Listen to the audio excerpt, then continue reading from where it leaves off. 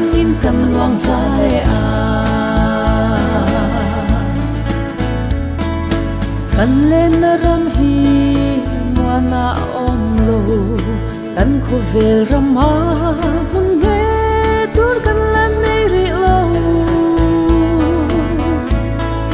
bori sa nga ta me ki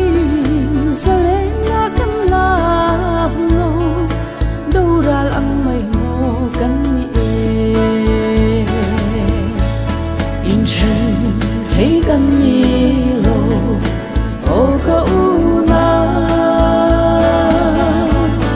anh vang kan thon thu tuy ang rual thei lo hi i til lo chuat kan nung thei lo nang po it lei thei big don em mi le mang ngai na kut tin min lo kwa kwa la sip tuy ang in kan luang sa le a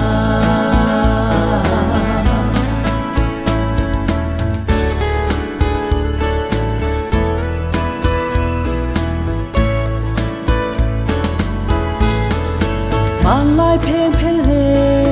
nu pa yang eng ma lo va bo ra du ring moi dom chi lai ru dam thai lo lo mo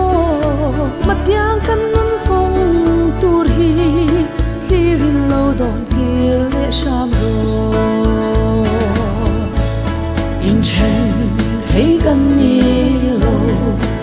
o ka una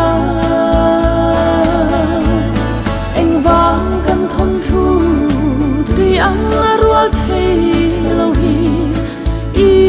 til lo chuat kan nung thei lo